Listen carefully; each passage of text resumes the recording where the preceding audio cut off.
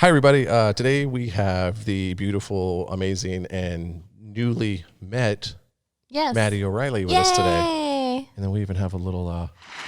Yay! The soundboard. Yeah. I'm into this already. So, young lady, you and I just worked together today for the first time. It was. And the first time we ever met Yes. was today. Yeah. I actually think I was at a table with you, though, at an avian convention like 3 years ago. You sat at the Jules Jordan table, I think. I did. That was the year I actually won the for my movie. Yeah, probably. I was there with Payaso. That was my date at the time. I think I remember that because you were...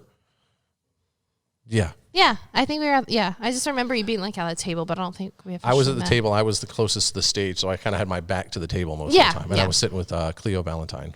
Okay, yeah. Yeah. Because she got, I think she got Best Actress that year. Yep. And she came back to the table and all just wrecked and crying. I'm like, why are you crying? She's like, I can't believe I won. And then then that was the cool thing is she got called, and I even said, I was like, if I win, I'm not going on stage. Like, I'm so nervous. I was like, I don't want to go on stage. Oh, I wouldn't either. I could not. And then it flashed with the box cover up on the big screen, and everyone started screaming and running over to me. And I was like, oh, shit, this is kind of... So that's the cool thing is, even if this year, if I get the call, if I'm going to be like, no, I can't go up there. No, you're just gonna. You have to have a runner then to like go for you to accept your award. Well, I've spoken to a couple people. I'm like, if you just come with me, that way you can come up on stage with me. You don't have to say anything, but just kind of like be your support, figuratively hold my hand. So yeah. Because even though I'm in the public eye, I don't do well in front of crowds. Me either. I freak out. I'm super shy. I'm so shy. It's painful. I'm that way. Yeah. Like I don't like it. I quit smoking a long time ago, and I still, if I get put into situations where I'm uncomfortable, like at new parties or like meeting people, I don't have a cigarette to go outside or an excuse anymore. So I'm like, oh, I got to go to my car real quick. I go to my car more times than people are like, what's he doing? Is he leaving? Because I hate being around a bunch of strangers. Yeah. So, are you going to ABN this year? I am not. I'm going on vacation. A well-deserved vacation? Yeah, I'm excited. Where are you going to go? I'm going to the Bahamas. Do you know someone down there, or are you just going down there because it's awesome? Take the boyfriend. The boyfriend and I are going, and I'm just going to fuck a lot for my OnlyFans, probably. There you go. Yeah. You make money, you get to vacation. It's like a win-win. And you get paid. Yeah. You basically go down and do what you were going to do anyway, but then you make content and you get paid for it. A work trip. I wonder if I can write it off with the new laws. You probably could anyways. If you're incorporated and you have your own company. I mean, if you're working. Right. I'm working. Yeah. Yeah. Interesting. I'm going to keep that in mind. I used to, when I would go, there were certain vacations that I would go on because I could work remotely and do a lot of the stuff that I needed to do. So I would just take my computer and I would be on vacation, but I would take an hour or two per day to log in and remotely do what I needed to do. So yeah, I was working. I like that. I'm going to text my accountant right now and be like, hey, by the way, can I write this off later? And that's the thing too, is like, there's some accountants that I've dealt with who are like, oh, you've got a 25-pound dog. We're going to call that security. And that's a write-off, and the food and the bed. And then I'd get an Xbox and they're like, hey, that's entertainment for your models. And I'm like, you're going to be with me when I get audited. Yeah, right? Exactly. That's the only thing. I don't have that anymore. In case anyone's listening. No, I'm legit. Super legit. The feds are watching like, keep talking. I'm curious. I wonder because of the stage name that I have, the John Paul the Pope. I kind of joke like on all my social media. It's like I have Catholicism will hate me one day because they have to know who I am. Yeah, for sure. Because on all social media, including the .com, is John Paul the Pope is mine. Oh, really? So like if you go look on social media for John Paul the Pope, the other guy, it's like JP or underscore this and underscore. The only person that's got John Paul the Pope solid with no underscores or numbers is me. So when they go to search for it, like they're wanting to be all holy, and instead they're getting like girls tied up. I love that. I get it every once in a while. I'll get an influx, and I'm like, I wonder what's going on, and I'll go look in a couple profiles, and you see like Vatican pictures, and I'm like, shit. This is your warning. One time, I learned my mistake though, because when they picked when the last one tapped out and they got the new one in, and it was trending all over social media, hashtag Pope or the Pope. And I'm like, oh, I'm getting in on this. And I had such a huge influx of like followers, like it jumped by hundreds, and that's huge for me because I don't have that many followers. And I started realizing what was going on. I'm like, fuck, all of these fucking Catholic people they see John Paul the Pope, so why not? And I finally was like, hey, I'm warning you once. I'm not the Pope you're looking for. I thought I was funny. I apologize. Are you? Or maybe. Or are you? But every once in a while, I'll still get something, or I get tagged all the time, and people are like, anytime somebody goes to the Vatican or Vatican City and they put it on Instagram, I get tagged. I love that. I get so tired I used to just go untag me because I'm like, I'm not the Pope you're looking for. Right, yeah. And I finally was like, all right, well, just fuck it. I'm just going to let it be. Fuck it. I think it's hilarious. It is pretty funny. Yeah, I love it. So enough about me. This is about you. Let's get to know you. Let's talk about you. Uh-oh. So, because I've had people that are like, this guy talks a lot. It's my show, bitches. Exactly. So how long have you been doing porn? So it'll be 9 years this summer. Okay. Yeah, so 8.5 years. And you are more of, and this is from our conversation today, you're more of a bondage. You lean more towards your more enjoyable scenes or more of like hardcore stuff, right? Yeah, I'm probably known for like my more extreme things. And it's funny because I do everything, and I have fans get really upset with me when I perform really just obscene acts on camera. But that's what I'm known for. It's what I do the best, I think. I do really good like romance things as well, as long as my partner is like correct. Right. I have Best Actress for a couples themed release, which for me is like a big deal because I am so hardcore. So to win that award was like really cool. But yeah, I think I'm more known for like balls to the wall. Let's go ape shit. I like usually go on set and I'll ask a director, I'm like, do I have any rules? Let's get that out of the way right now. What can I not do before we start filming? Because I'm going to get crazy. Right. What are some of your favorite things to do when you're on set? I like freaking people out. Like crew members or co-stars? Everyone. I like to go as... I like to be pretty much a circus performer in my gonzo scenes. Like, the crazier, the better for me. I get off on that. Like, I've snorted 5 loads of cum at once. Get the fuck out of here, really? Yeah.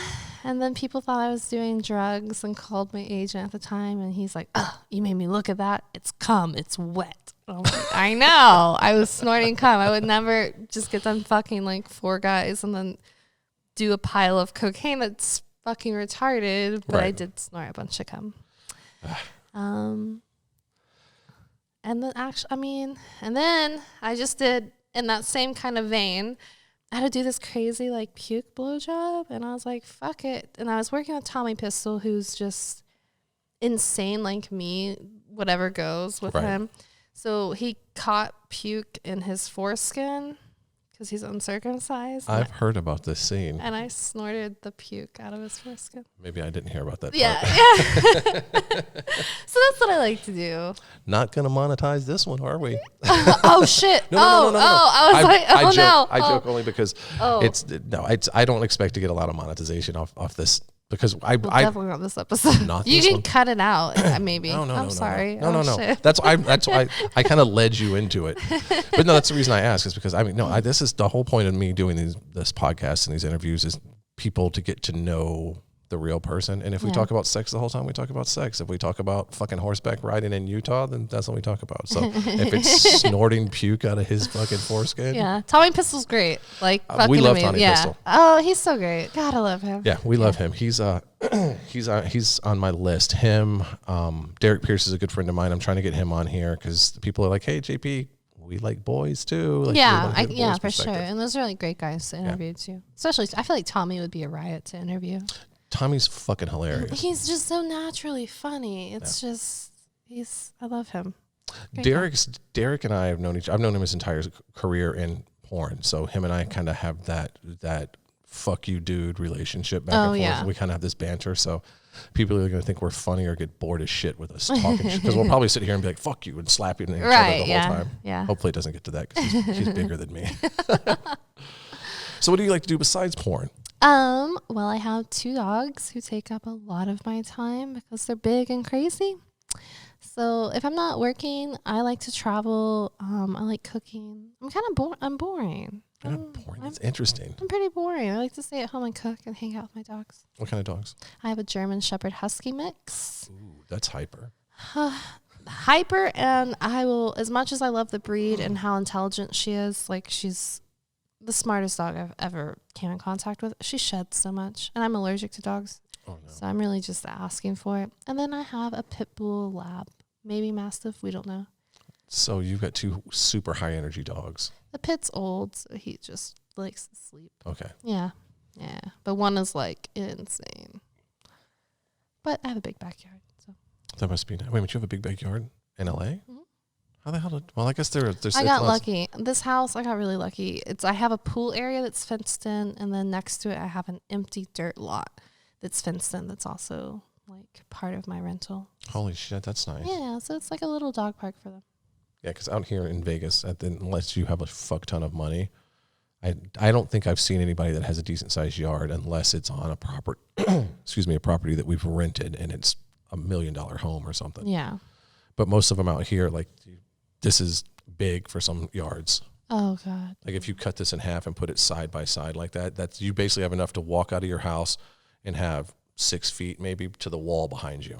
You know, it's funny. I got this place. I've only been there since July, and I got it with the intentions of my dogs wanting to get in the pool and want to run around. So nice days, I leave my sliding glass doors open, and they're just so accustomed to apartment life that they'll just come back inside when they're done potty. I'm like, no, go be free. Go play, motherfuckers. Yeah.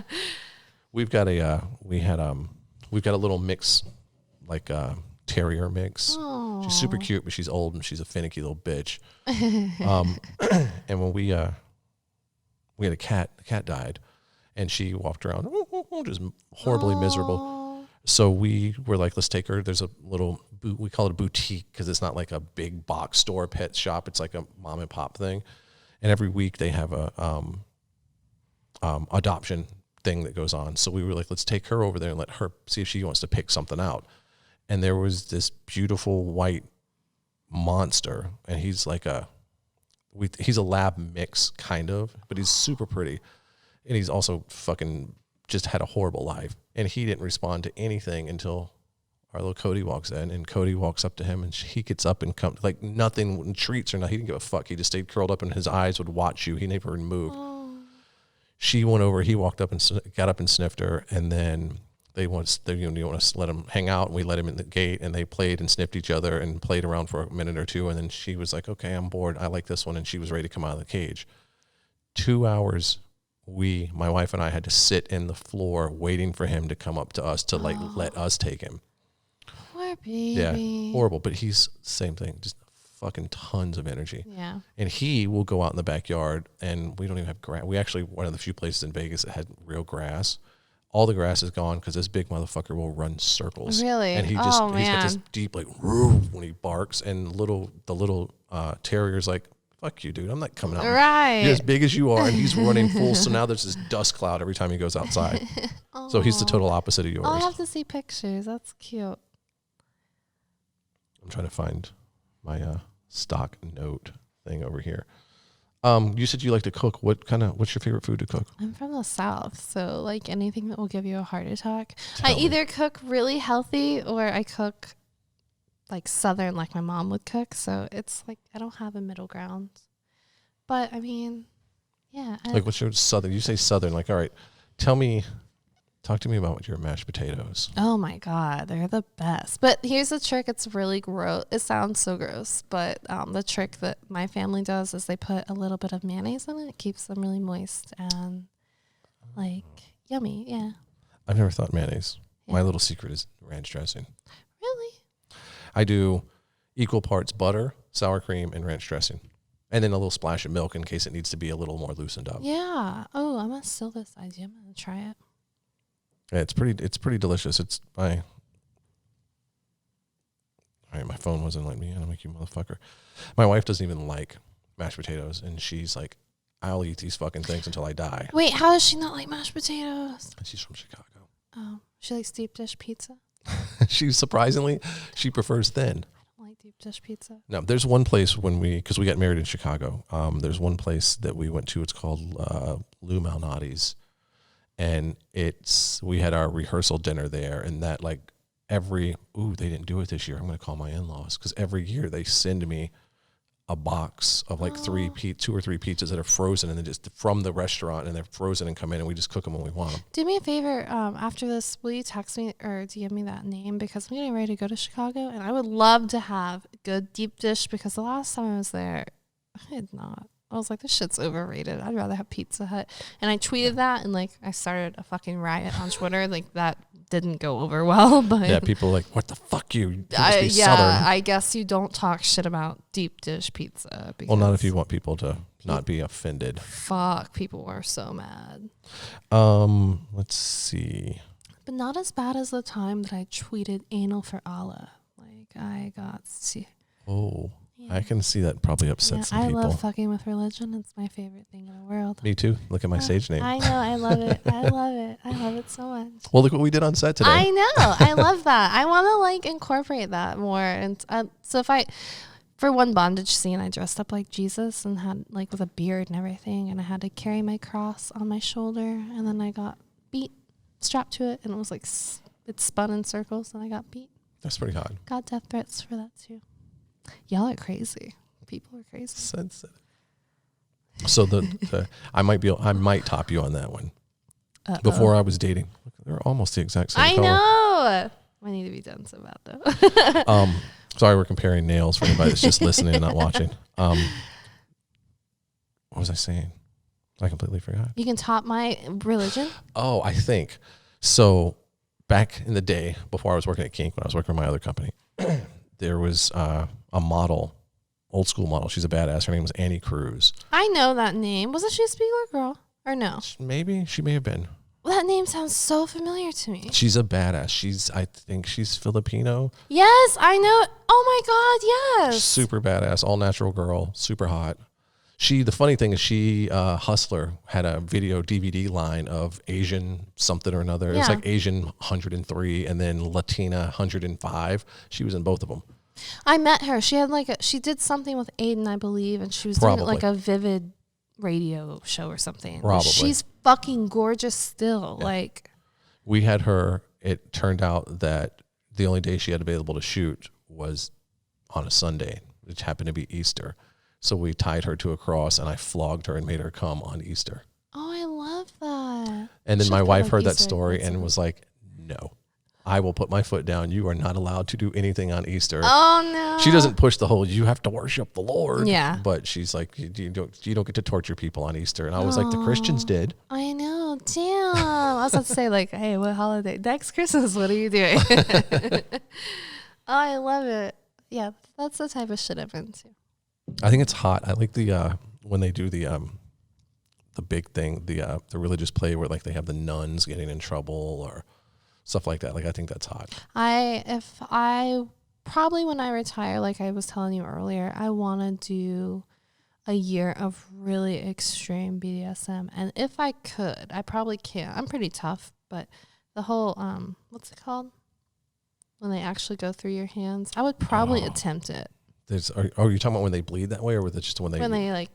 It's like people do that. Like they do like an actual. They're really crazy people. Yeah, there's there's people in I think it's Latin America that they do this. It's like stigmata or something, right? Well, stigmata is when it happens naturally. Oh, naturally, to where you suddenly start to bleed out of your hands. Your wounds open up, and you start to slowly bleed out of your hands. But there are people, and I think. Do your research, that I saw a documentary, and I think it was Latin America, that every year this dude makes his own nails. Like he sits there and forges his own nails, and he puts on the crown of thorns, and he gets his cross, and he drags it through town, and he goes out and puts it up, and then he has people that come out and tink, tink, tink, and nail him to the fucking cross and stand him up. And see, I think I would try it. I think. Well, he's doing it for religious purposes, though. I would do it his dedication. Orgasmic purposes, but I mean, that's my religion. I guess. Yeah, orgasm religion. You're gonna get death threats for this. You're definitely not gonna be able to. Well, I mean, like I said, it's whatever. Yeah. I did one recently that's actually going to go up. Well, this will be going up later, but it's probably up by now when they hear this. That's all we did was talk about BDSM. It was with the girl we were talking about earlier, Victoria Vox. Oh my God, I'm going to listen to that. I have a huge crush on her. We started talking. I think everybody does. If you don't have a crush on her, something's wrong. Yeah. But she was like, because her and I play together a lot and we do a lot of things and we're friends in like the real world. Yeah. So I was like, come back and do another one with me. Because she did one of my first ones. And I was like, come back and let's just talk BDSM. Let's just sit down and talk about like dynamics and philosophy and, you know, the good, the bad, and the ugly. And next thing you know, we looked up and like, fuck, it's been an hour and 20 minutes. And all we did was just talk about BDSM. Shit. I think it was hot. I think there's a few things that are pushed. It's the first time I ever decided that I should put a little intro that's like, hey, these are my opinions, and all they are is opinions. They're not facts. Do your fucking research, and this is my show. It's my opinion type of thing. And I didn't feel that I absolutely needed to, but at the same time, because it's being put out on the internet and everyone thinks that they like, to give you an example, I did one with Angela White, and the camera angle, her camera was soft the whole time. It was blurry. I put in the description, hey, her angle was blurry, and I know we have 3 cameras, but you want, just like with you, they want to see more of you than they want to see me. And and I put it's blurry, but I wasn't going to not put her up here. And someone went in the comment section, it's like, hey, it's, you know, kind of sucks that she's blurry through the whole thing. I was like, I mentioned that. And shit happens. They came back after they said it, and I was like, I mentioned this in the description. And they were like, I know, but I felt like it needed to be spoke about again. I'm like, motherfucker. So nobody likes trolls. No, go back under the bridge. They're not even the cute trolls with like the cute little jewel on the belly button and the crazy colored hair. Like, yeah, like at least if you're gonna be a troll, be cute about it. But yeah. No, these are just hiding in the basement behind a computer, fuckers. At their mom's house. The basement. Yeah. Bring me some pizza pockets, Ma. So let's see. Are you a movie watcher or a book reader? Oh, this is so embarrassing.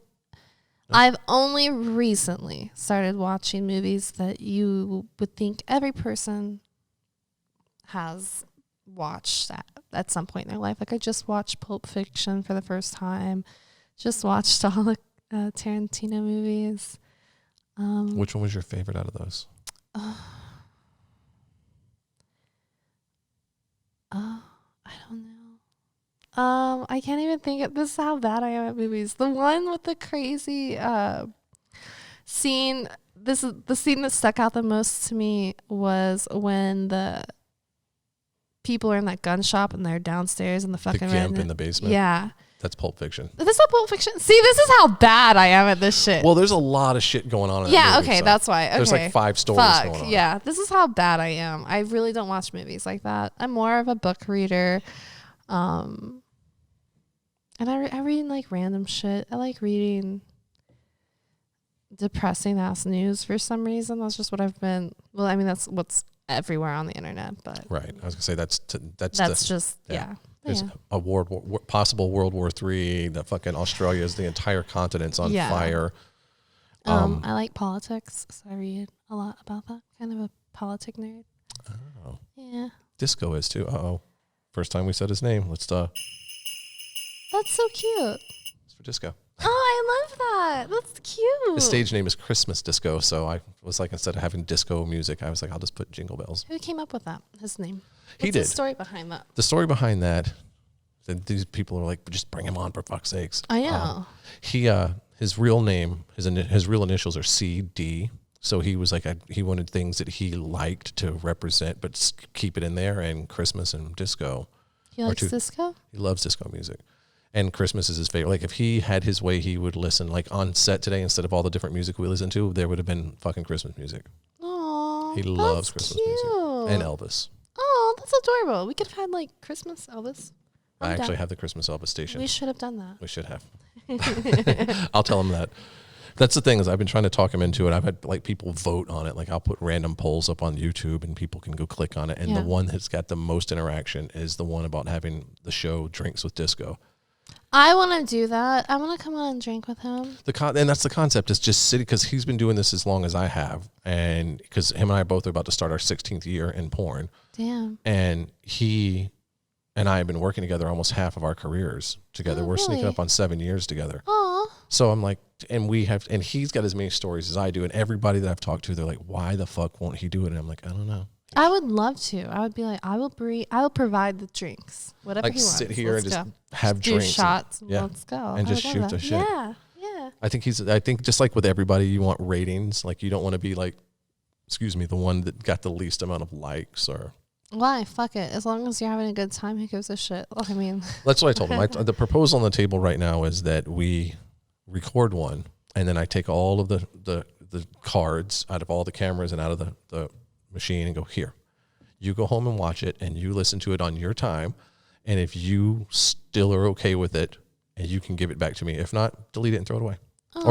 why? Okay, then he has no excuse not to do it. I wish he was here. I would bully him. Wow. Yeah. I'm going to tell him he has to watch this one now. So, besides like the politics, like what kind of actual books do you have? Like, do you like fantasy or like? No, I'm more of like just like fiction, I guess. I like just the random. I'm reading A Man Called Ove, and it's a random book I picked up at the airport, which is how I get most of my books. And it's really good. It's about an old man that just lost his wife, and his neighbors are kind of like intruding on his personal life, and he's such a fucking grump, but he's like slowly coming around to them. And The nice guy.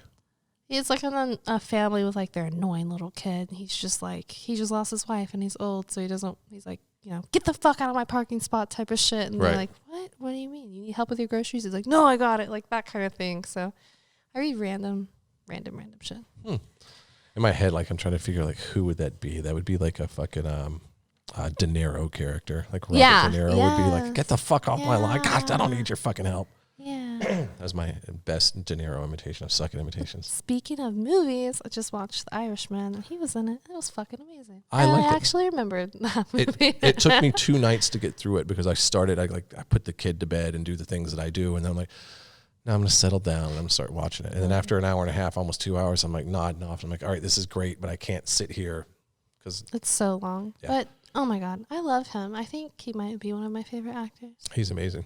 Yeah.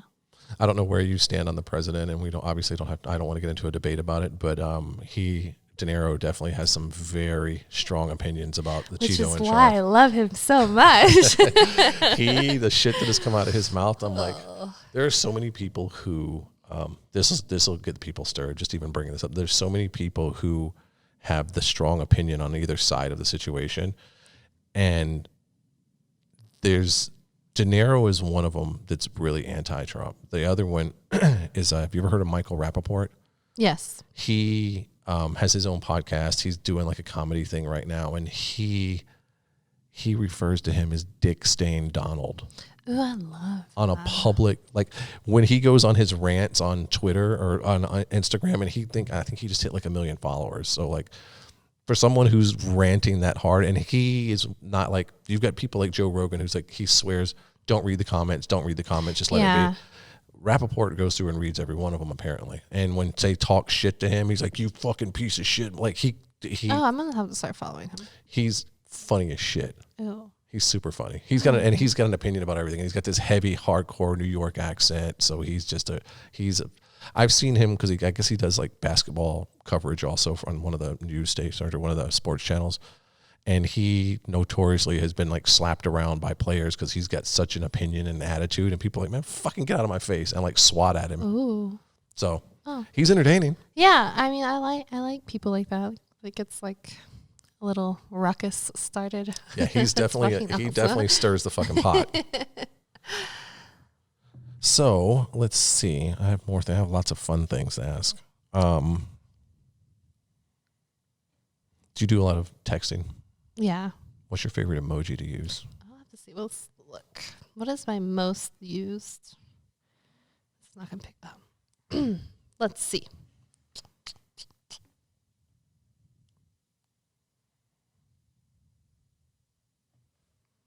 It looks like the laughy face, the crying laughing face, and then I like the puppy dog eyes.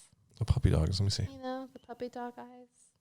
Oh, the big kind of. Yeah. That's funny. I didn't think of that as puppy dog. I always thought of that as more like anime Oh, really? I think of it like, oh, but please, can I please? I use it to get my way a lot. Oh, that's your kind of like begging? Yeah, yes, of course. Okay, that makes sense for the puppy dog thing. What about you? Do you have a favorite? I'm going to look now. I'm like, let me see which one I use. The first thing is the same thing, the crying face, and then the devil. Oh, I have the devil in mine too. You have a Christmas tree. Pretty recent too. Oh yeah, because it was tis the season. So okay. Did you know that you could type in Happy New Year's and like it starts an explosion on your iPhone? Yeah, and congrats if you do congrats. I was actually talking to Tommy yesterday or the day before, texting, and he got so excited about what we were talking about. Instead of sending some emoji, he just said Happy New Year, so the explosions would go off everywhere. Oh, I love it. Funny. And I like how your phone feels when it does it. Like, yeah, kind it of vibrates. yeah, I love it. Well, they've got a bunch of cool tricks. Like you got here, I'm gonna drive my wife crazy and show you some fun stuff that a lot of people don't know. So you have it here, and if you push that button right there to send and hold it down, have you done that? Yeah. And then you can switch it over to the way it takes over the whole screen. I love that so much.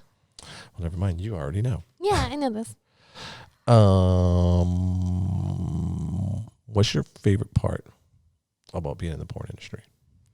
You know what? Honestly, it's obviously getting to work with a bunch of creative, really amazing people that I would have never met if it weren't for my job. But I also like the freedom that it gives me because I'm like really big into spending time with my family and stuff.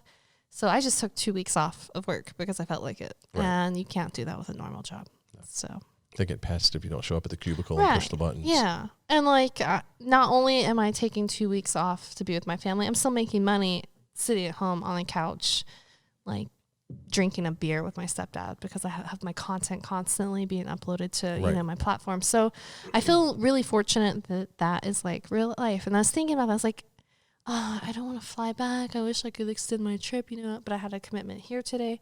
But I was like, what am I talking about? I just spent 2 weeks off of work. It didn't really affect me financially. Right. And it doesn't affect me having a job or not. So I think that's like just a really nice, unexpected freedom of what we do. Right. I think that's something that a lot of people miss is that you don't, that we do. I think as an artist, and people are going to be like, you guys fucking suck dick and eat pussy and that's what you do. But you know what, motherfucker, we can take 2 weeks off and our boss stuff because we're the boss. Yeah, we're the boss. And I mean, I love that. Like I just took 2 weeks off. I'm here for 2.5 weeks and I'm taking another week and a half off to go to the Bahamas. So I'm like, fuck, I feel so fortunate. And that, sound effects by Maddy. I feel really fortunate to be able to do that. It's really cool. And it's nice. And like you said, what we were talking about earlier, you, are financially stable enough to do that after taking 2 weeks off to go see family. And you're going to go down there and make money. So you're going to be what most people are like, you know, it would be really sexy. Let's go to the Bahamas and fuck on the beach or with the windows open looking out of it. You're going to do the same thing, but you're going to get paid for it. Yeah. And I get to fuck whoever I want to fuck. I'm like picking the person that I'm going with and, you know, fucking. So exactly. I don't always get to pick who I work with. And it'll be good sex. Yeah. Yeah. Not that regular people sex isn't good because that's all I have is regular people sex. I don't have porn sex. But I mean, that's, I think, a thing too, is I've talked to people, and this is, I'm definitely going to bring up with the boys when I start interviewing them, is that the sex on camera is not the sex when the camera's off. For me, I can either be crazy or things that I would never be able to do legally on camera, or more intimate than I would ever let any director see me perform. Like, you know, like if I'm fucking someone that I have like a lot of feelings for, you're not going to see. I may connect well with like a male talent that I'm working with, but not in the same way that I connect with like the person that I'm in a relationship with now. Right. So, yeah. That's Victoria, we were speaking about earlier. She, in her podcast, she said the same thing. She was like, you know, people get to see what her and I do, which is a very same thing like today. I mean, it's very intimate when we do it. We don't have to have, you know, penis and vagina to be intimate. But she was like, but at the same time, and I remember this when I was editing, it was so cute. She looks at me, she's like, no offense, JP. She's like, but you don't get to see that. And I was like, I know. And I was like, no offense taken, because she's like, that's the part that I go home and my partner gets that. Yeah. Like you get this part, but then that belongs to someone else. And I think that's a thing that a lot of people miss, is that there is a deeper intimacy that happens that they're never going to see on camera. They're not going to see on OnlyFans or anything like that. Unless you're fucking your partner. But even still, like my guy's what we call a civilian. He has no affiliation with porn whatsoever. And even when we fuck for my OnlyFans, it's not the same way we fuck when we're not filming for my OnlyFans. Just we like to, I like to kind of strip down and take all that bullshit away. Well, not bullshit, but you know what I mean. All of that. The performance part. The production part of it, yeah. And be myself if we're not filming. Yeah. Yeah. It's a Sunday morning special where you spoon. Yeah. Oh, God. That's the fucking best. Yeah. No, as I'm getting like real feelings for the first time in my life for someone, I'm like, dang, missionary is so underrated. I love that position. Normally I'm like, ew, pass. No, like, no, I love it. This is so great. So is this like the first big thump of the heart? Yeah, I mean, I was engaged before, and obviously I loved him. And I loved my ex before this guy, but that was like extremely toxic and unhealthy. So I think now we've all had those. Oh God. And now I'm like, holy shit, this is like healthy and I'm happy. And it's someone that I've known for 10 years. So it's like, it's really different. I'm just like, oh shit, this is easy. I'm not fighting every day. This is awesome. I love it. Right. I know when you finally find that person, it's kind of it's like, wait, is somebody fucking with me? Like this has never happened before. How is this happening? We were joking. We're like, should we schedule an argument? Like we could pencil them because we don't fight and I'm not used to that. Like I'm used to like some type of drama almost every fucking day. Yeah. So I was that way before I got married. I had relationships like that and I was like that. And I got to a point where that I was like, this is what it is. This must be where every relationship, I mean, they don't talk about it, but this is every relationship I've been in. It gets toxic and there's this, and not every, but most of them, it was just constant drama or arguing. And I'm like, nothing. Yeah, usually stupid it's shit. Over, yeah. And I'm just like, wow, it's really nice. So, yay. And you were friends. Did you ever date throughout the 10-year before you? No, apparently I had a crush on him for a really long time. The whole time. Like, this is a guy who I used to go to college night at this club. It was like the only night you could go and not be 21. And he was like doing the security at the door. He's 4 years older than me though. But he was like marking my hands with X's so you can show that I'm not drinking in the club. Right. And then like we started following each other on Facebook. And I've always had a crush on him. I just was like, so I'm shy. So I never reached out to him. And he has always had a crush on me and he never said shit. And then one day, thanks to tequila, I got brave and was like, I want your phone number on Facebook. So, yeah. So tequila made you brave. Yeah. I love tequila, by the way. Yeah, tequila's great. What's your go-to brand? Casa Amigos. Oh, I have to try that. I'm a Don Julio girl. But I was going to totally judge you and no list you if you said Patron. I was about to be like, I'm out of here. No. Flip the table. No, I'm not. I might be basic, but I'm not that fucking basic. I fucking hate Patron. I had a friend that used to drink Patron all the time, and he was like, dude, you Patron this and Patron that. And people think it's a good tequila. No offense, but it's not a good. It's not a top shelf. No, but people think it is. Like, well, it's because the fucking price tag. They charge a lot of money for that shit. It's so overrated. But are you Blanco and Añejo? Me too. Yeah. Oh shit. Yeah. Okay, do it with the orange slice. Have you tried it with the orange slice? No, but what I like to do is if I'll put it in a shaker with some ice, and so it's chilled because I like it chilled. And I've got two ways I do it. I'll either do a splash of Grand Marnier, which is the orange, okay, which kind of is the part that makes a margarita Cadillac. Yeah. Or I have this peach puree that you can get at like the big box booze stores, and I'll do that same. Just enough to sweeten it up a little bit. Well, the peach is the sweet, and the Grand Marnier obviously is just more liquor. Yeah. But yeah, so the orange, it's really good. Yeah. Well, next time try it with the orange slice. I'll have to try that. Really, it's so good. I'm like, ew, please don't ever give me tequila. I don't like tequila with limes or salt. Like, I take the lime and I will squeeze it until you see it hit, because it's kind of got a little cloudy when the juice hits. Yeah. As soon as you see that cloud start, I stop. So it's like 2 or 3 drops. Oh, so you're getting it in there. You're not doing the whole like. I don't do the biting. No. Okay, I like your style. We should drink. Yes, we should drink. Drinks. Yeah. God damn it. God damn it. So okay. So but Don Julio, that's nice too. Yeah. Was it 1942? Was that the? That's the really high one. That's like It's like $120 a bottle or something. Yeah. Yeah, I do like a $70. But they have there's a 70-year anniversary, and it's a clear añejo, and it's actually pretty good. Okay. Yeah. I'll have to try I that. just had it for New Year's Eve. It's good. There was a restaurant we went to in San Diego, and they had 100-year, 100? Was it 100? I think it was. I think it was a 100-year-old bottle of Grand Marnier. Oh my God. Fuck. Oh my God. It was sweeter and smoother than just regular Grand Marnier. It was really good. You're making me thirsty. I know. maybe that's what we're gonna have to start doing is having drinks. So anyway, let's go back to the. So you finally get the balls to, figuratively, reach out and try and get the balls. Yes. Literally. Yes. It's nice. So, what did you do? Did you just like, hey, you have to give me your phone number after however many years? He like commented on I posted a feature dance flyer on my personal Facebook, and he's like commented under it, and he's like, I'm coming. And I was like, are you really? Because it was in Milwaukee, and he's in North Carolina. So I was like, there's no what? And I was like, when? And he's like, just kidding, I'll be there the next one. I'm locked out of my Facebook Messenger for some reason, so I can see if someone's messaging me. I get like a kind of like a preview, but I can't get in there. Right. And I was like, shit, what do I do? I was like, I would DM you my number, but I can't open my Messenger. And he's like, okay, I'll leave it here. Once you get it, just delete it. And I was like, all right. And then the last time when I was just home, he's like, I've been trying to like get at you for like a couple months now. And I was like, really? And he's like, yeah, your Facebook Messenger. And I was like, bullshit.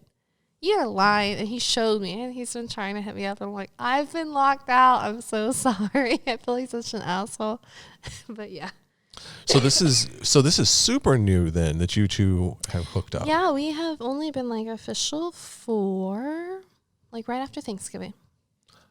Congratulations. So you're kind of easing into the honeymoon stage right now. You're still very all pleasant. Yeah, exactly. Bumping. It's really nice. But I mean, the whole 2 weeks I was home, I stayed with him, and like while he was at work, I was with family. So that's it's like, awesome. Fuck it, let's see if this is gonna work, because I'm not wasting 2 years down the road to realize that we are toxic and not good for each other. So the cool thing is that's the way my wife and I were. We started as friends, and so she would sit at the bar while I was, hanging out with the guys, and they're always, their boys will be boys, and they're like, "Tell us about work, JP. How was work?" And I was like, "Well, my boss," and they're like, "Shut up. I didn't ask you about that part. Tell me about the girls." So she would sit there, and we're all hanging out. So she knew about she'd hear all the details. So there was never any this, as I squeak like a pubescent little boy. There was never this need to fake it, to be like, look how debonair I can be. Or there was just, we already knew each other. We were already chill. I like that. I like that because that's how I feel with him. I don't have to, how everyone's like on your best fucking behavior during those like first couple months until you get comfortable. Yeah, we're already like, we're just who we are, and I like that a lot better. And I wish that was the case with all of my relationships I've been in. But no, you shouldn't, because if that was the case, then you would have been stalled out and maybe not gotten to this one that makes you the happiest. True. So there was a reason for it. It just sucks that we all have to go through the bullshit to get to the good one. But that's good, because then we appreciate it more. I think. Right. And like I said, though, but you two, know each other. You've been around each other. So whatever the ups and downs and the quirks, because you've never had to, hey, babe, let me try and impress you. Hi. Yeah, exactly. So it's a good foundation. It's worked for me. And my wife's like, we're around each other all the time. Yeah. Well, except for now, because she's not here. But, we work together, we live together, we parent together, we play together. So we get our nails done together. I love that so much. She's super nice. It's I like gross. Her. It's super gross. No, I love it. I love gross shit. That's because you're just like, you're in your honeymoon phase right now. I love it. Is does the sex compliment, like in the meaning that like when you two, was it mind blowing when it happened, or was Jesus it like Christ? funny? Yeah, it's like he's a lot bigger than me, which I'm not used to. And I'm thick, so to throw me around the room is not exactly easy, but he does that. Like I'm getting like my hardest porn scene times 10 off camera. I mean, occasionally we have our romantic moments, but I'm getting like my life fucked out of me. So I'm tired afterwards. I'm like, what the fuck? I can't do this. I'm not used to it. So the sex is good. That's mind blowing. It's really, yeah, it's really good. Maybe he missed out on a career he should have been in. Fuck, easily. He could have been in porn. He has a giant dick. No, and I'm not a size queen, but he has a giant dick and he's uncut, which is like a preference of mine. Right. And he's like physically very attractive. So. There it is. Yeah. There it is. Totally. And he clearly is a fucking good guy because he's got you all gooey guy. over. Oh, he's like he's like big and scary looking, but he's like really nice. Well, you know, that's the thing. For anybody that doesn't know, like anybody that knows me is the same thing. People are like, oh, JP, he's big and intimidating. Yeah, Everybody's like, he's a big pussy.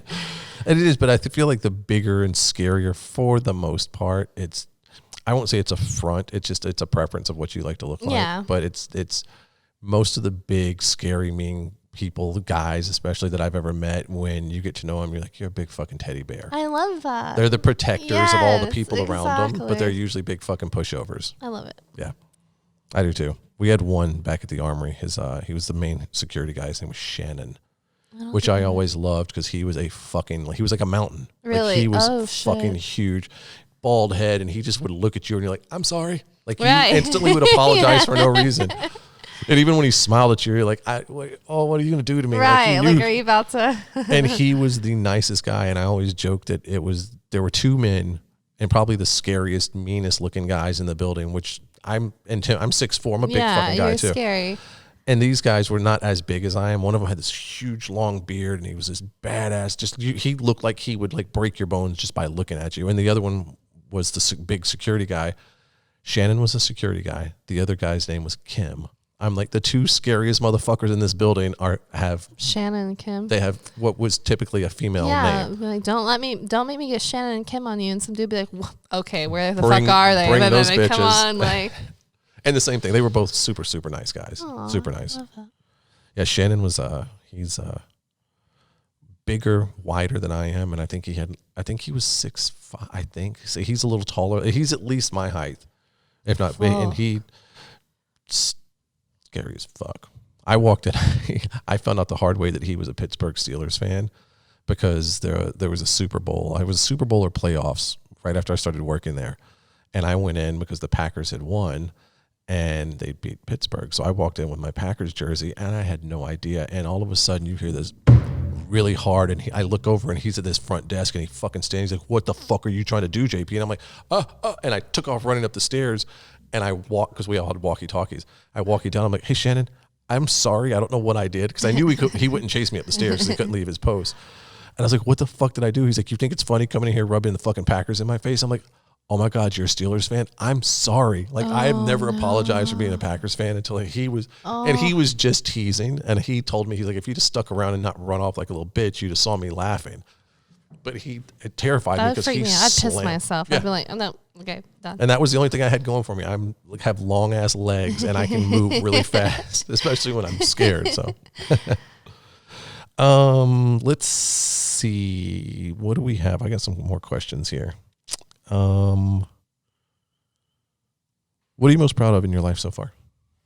Ooh, like career wise or just in general? Anything.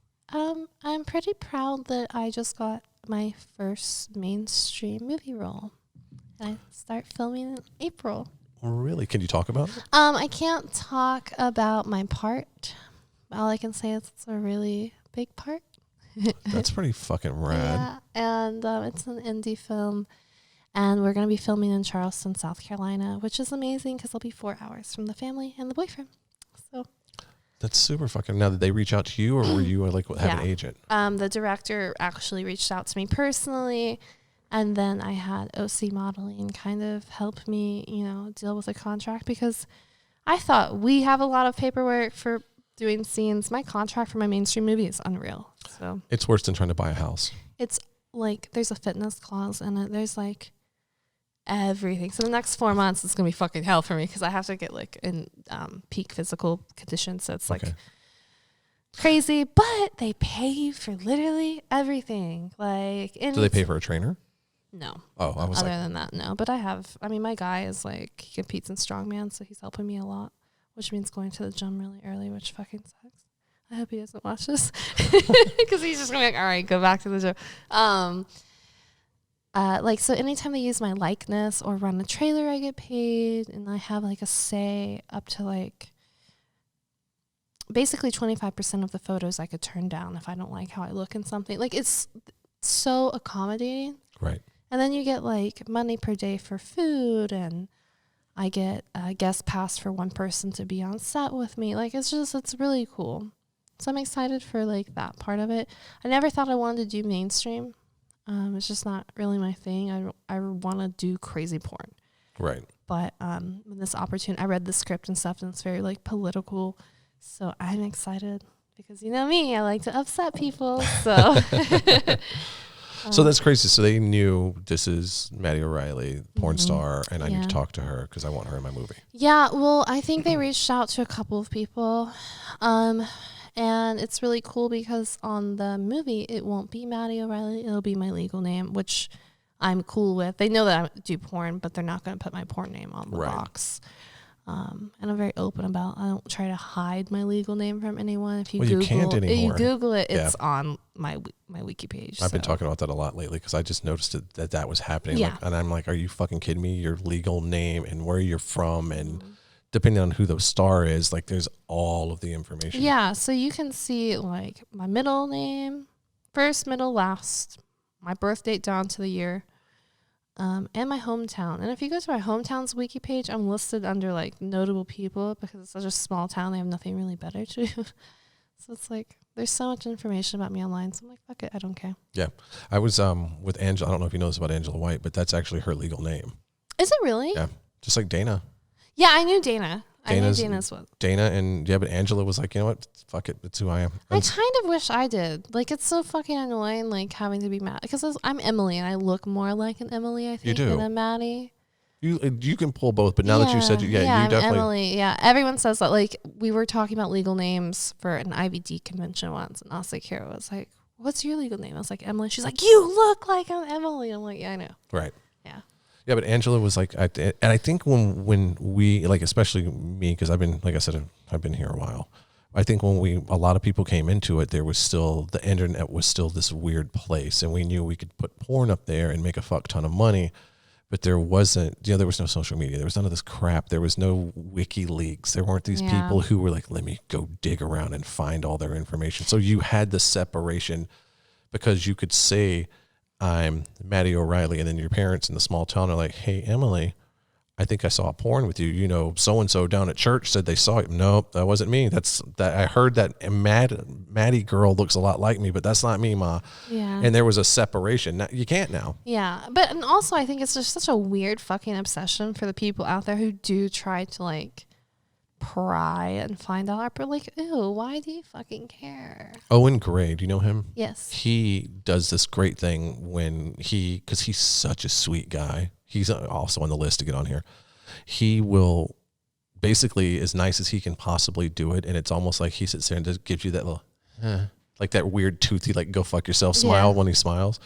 But when he says it, he's like, in so many words, it's like, I'm not impressed that you found my name, and I'm less impressed that you came to me and told me about it. And he continues to stack it to where it basically he nicely humiliates you. He makes you feel like shit for it. But it's like, it's not fun. It's like when you call us, or when you go on social media and you're like, hey, I've been jerking off to your stuff on Pornhub or Tube sites or whatever. That you're not don't call yourself a number one fan and you've never spent a fucking dime on the porn. So right, my number one fans are on like OnlyFans and Snapchat, and people that were like, I was selling my Snapchat before Fan Central was a thing. Right. And I would take payment via Amazon gift card because I could order groceries, do whatever. It wasn't like getting cash in my pocket, but I was still making money. And those people that have been down since like those times to me are my only one fans. Not these people that are like, like I jerked off on your tube site. Like, no, go away. That's so when am I going to see more of your stuff on Pornhub? Right. Go fuck yourself. How about that? Exactly. But at the same time, it's gotten to where I feel like that you're at a point where if you can't beat them, join them. Yeah. Like I just recently set up a model hub page because I was like on Pornhub because I'm like, yeah, you can monetize Pornhub.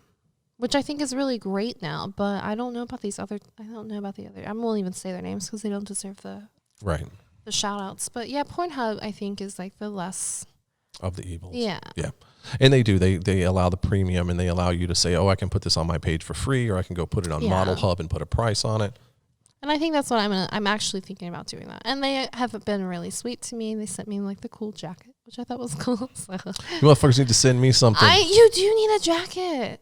Dude, here's the thing. That'd be cool. Their jackets are fucking nice. I shot some stuff for those fuckers. So you should definitely. I worked with Mind Geek for like a year. Oh. So, damn it. Yeah, tell them. They'll send you one. You could pick your number and shit. Well, I actually, when I went and saw them and met with them for the first time, I sat down and they had because they got swag everywhere. Like they got the jackets and this. I'm like, well, dude, when do I get a jacket? That's a fucking great jacket. They're like, we'll get you one. Never got me one. Oh, you gotta DM them on Twitter. They'll hook you up. Well, they stopped. Should. We broke up. Oh. It wasn't a bad thing. It wasn't like fuck you back. It was we broke up. Oh. So that's the reason. I think it was a mutual separation. It wasn't like they got pissed at me or I got pissed at them. It was one of those like, hey, oh, thanks. And we just went our separate ways. Okay. So. But still, you should get a jacket. That'd be cool. Or at least one of their ugly fucking sweaters. Ew, yeah. I want their I'm about to hit them up because I've been seeing like pink leggings. And obviously, I mean, I hate the color pink. Obviously. I can tell. So it's my second favorite color. Besides, I don't use it out here. Besides the orange. And it matches your. Yeah. Oh. It's ridiculous. I went for years and people were like, what's your favorite color? I'm like, I don't have one. And then one day I looked around and was like, I had like a case for my iPad that was orange, and I had this that was orange, and I kept getting things that had orange, and I'm like, I think orange is my favorite color. Really? And then I became a dad and had a little boy who would come home and say things, get shit you learned in school. And I don't like that song because that's a girl song. What the fuck is a girl song? And I don't like pink because it's a girl color. Oh, you don't, do you? So I have got, because especially being in Vegas, I have a 64-ounce fucking water jug that is titty pink. It's not quite as spicy as that pink. But and suddenly I started getting pink this and pink that. And you know what looks really good with orange? Pink. Yeah, it does. Hell yeah. I'm rocking pink and orange now. Love pink. You can see off camera my fucking sandbags, the tripod. Yeah. If I have an opportunity of any shade of orange. That's fucking awesome. I love it. I have orange everywhere. It's kind of ridiculous. What were we saying before we got distracted on the colors? Sorry, I was gonna say there's water there. Drink it, girl. I know. I'm dying. I think all the screaming I did. Oh, that's what we were talking about. We were talking about the Pornhub thing.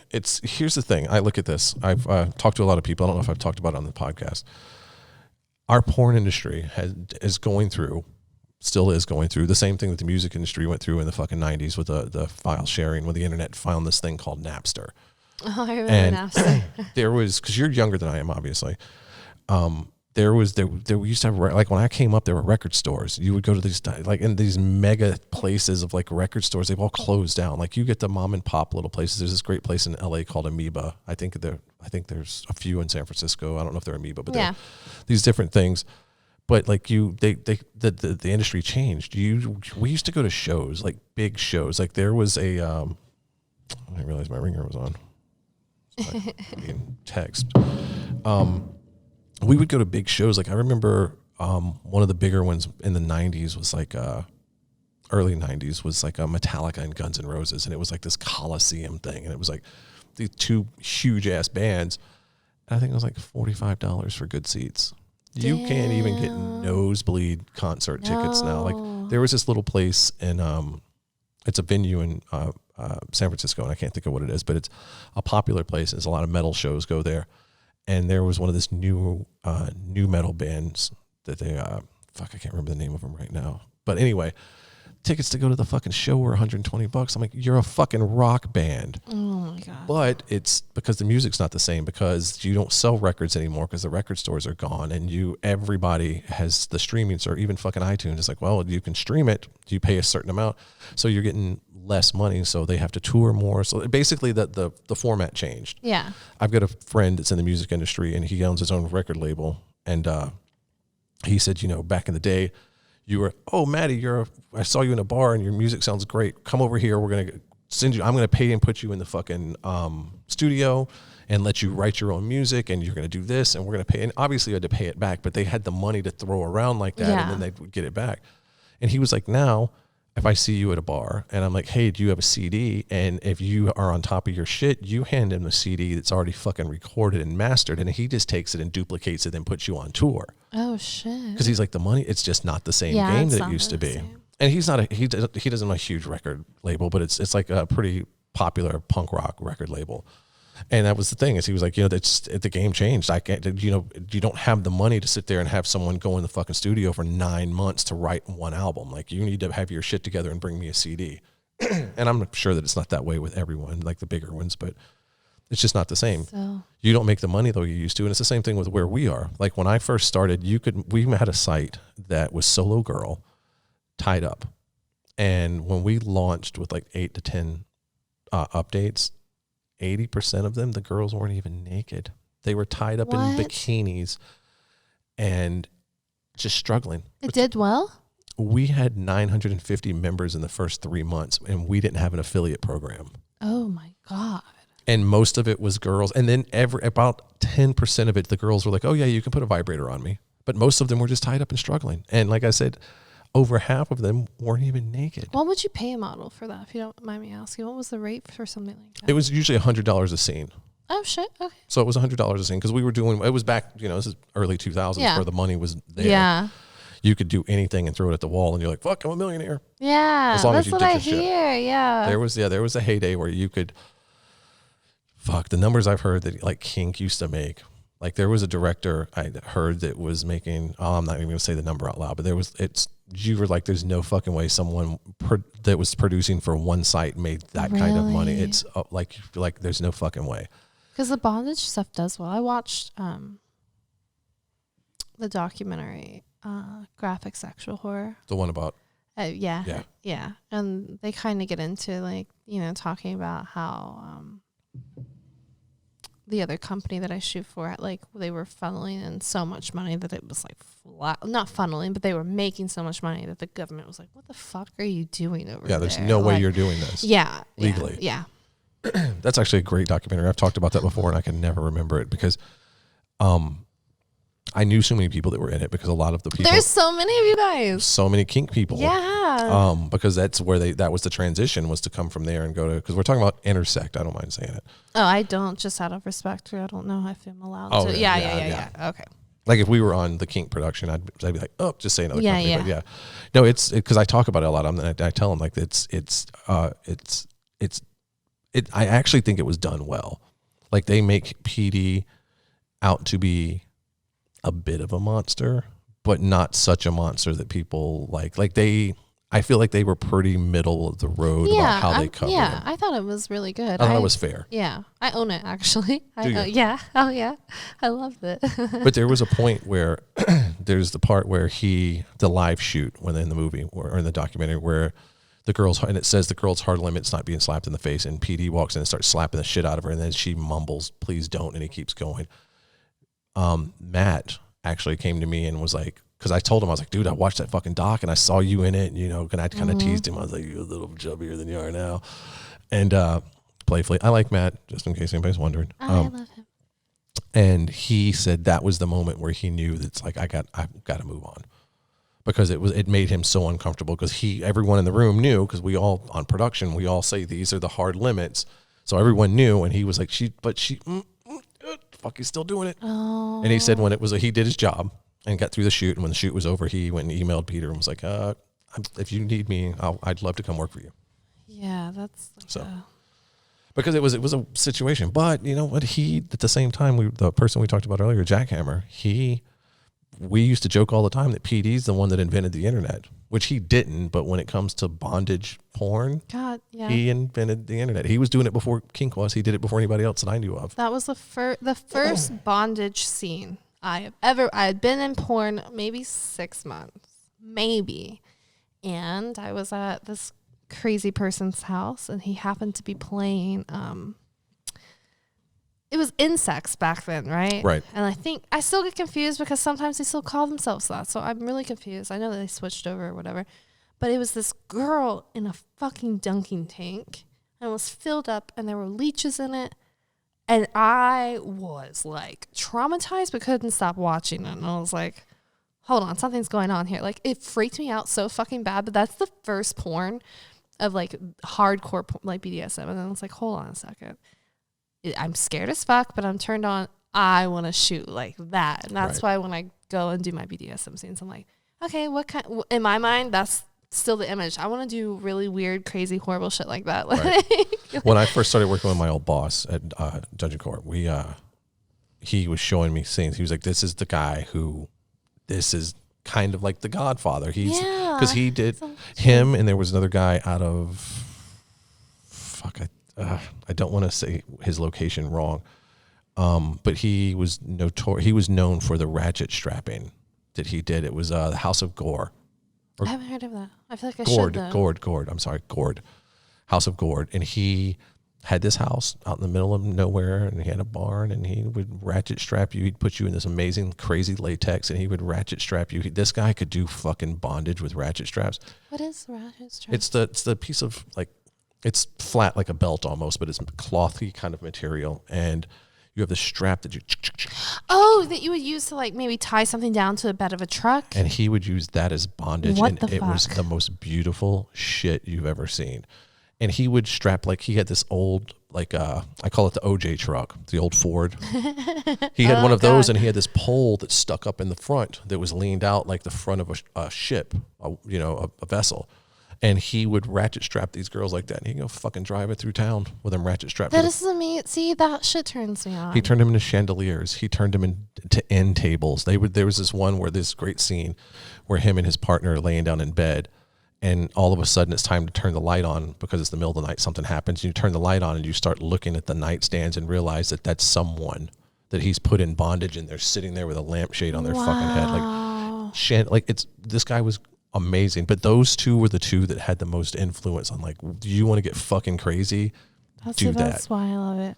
But like so that. When he showed me the first PD thing, PD had someone strapped to like the empty box spring or something or whatever it was, and had the cables hooked up, and he was sitting at a little desk with knobs and buttons, and I think she was European. She had a heavy accent, which this makes it even worse. It's bad enough to ask people to do spelling, period, when they're in a bad area. But when you have a horrible accent and you're very new to this language. So he was like, spell elephant. And she'd start to spell it every time she fucking got it wrong. And he just kept lighting her up over and over and over. And it was the same way that you and I were talking about having DOMs that have one speed.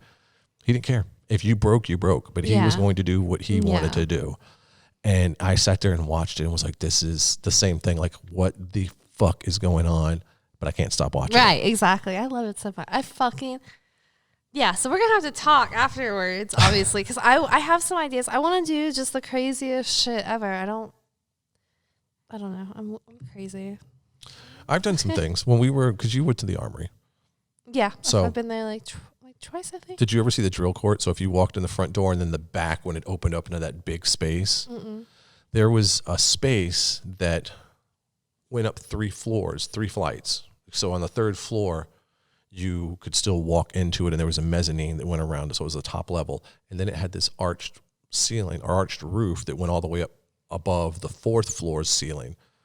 And it was this big empty space where they held events and did things. I had them, back in, again, the heyday when there was the money to throw around, I had them install a pulley system with a winch that went all the way to the fucking top. And I had a girl that came in when I was running the training of Owen. She was afraid of heights, and we had a professional climber come in, and we spent like several $100s on a harness. And we put her in a harness, and I hoisted her up 40-something feet in the air and made her masturbate in front of and we invited, because the 3rd floor, like I said, the mezzanine. Yeah. I invited the whole fucking company to come watch the scene. So like she had to beg the whole crowd to fucking come. And I'm standing below her looking up. You can feel the tears every once in a while. Oh, I love it. It's super hot. That is amazing. I love she's grabbing her boobs. Oh, that makes me so happy. I love shit like that. So yeah, I'm into doing crazy shit. I like doing crazy stuff. I like crazy shit. I don't do the needle play so much. Just because it's not my thing. Yeah. But and so I would definitely not want you to do it if it was not your thing, because it's... I mean, here's the thing. I did piercing in the 90s. That was when I was a kid in my 20s. I was doing piercing for a while. And the weird thing about it is all of a sudden one day I went to go pierce someone. And my thing was like, I'd get them ready and you'd put the needle in. You step back and you're like, how you feeling? Everything good? And you check in with them. And I did it. And the person that I was doing it was a buddy of mine. And he was like, yeah, I'm cool. He's like, you good? And I was like, you know what? I don't think so. And suddenly I got wheezy, and I was the guy that had to sit down and have a drink of water. And it took me years to get over that to where I could, I love it. like I watch TV or movies and you see someone get stabbed and I'm like, oh God. And it just fucking turns me. Like I can't do it. So, I got distracted. We were talking to something. I was like trying to remember and make a note to circle back to it. And I don't remember it now. Damn it. What time? Oh, you know what? We need to wrap this up. Look at that, girl. We got an hour and 10 minutes. Really? Yeah. Oh shit. That goes by so quick. Yeah. I'm getting good at these things. I'm getting good at the follow-up thing. I'm learning.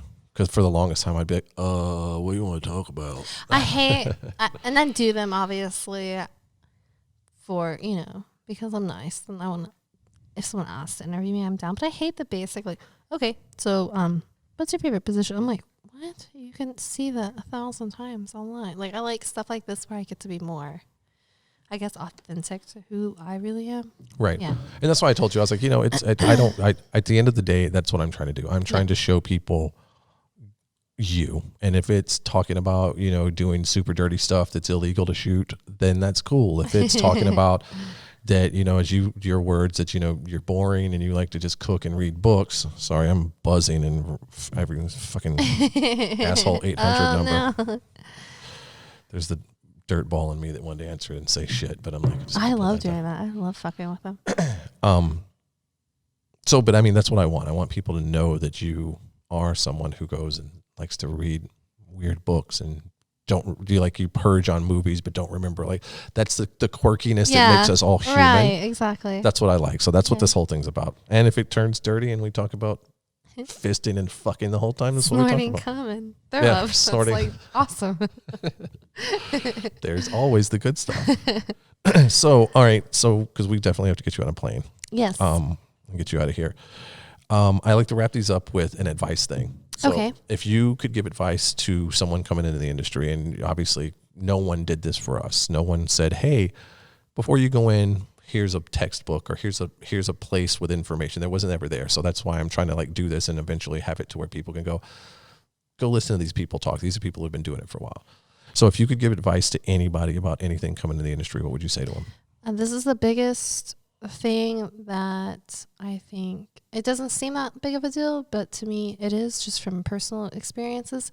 Read every fucking thing before you sign it. Read it twice, and if you don't understand something, even if it's one word, have a friend of yours look at it, or an attorney, anything, or me, hit me up on Twitter. I'll fucking do it for you. I'm really good at contracts and shit.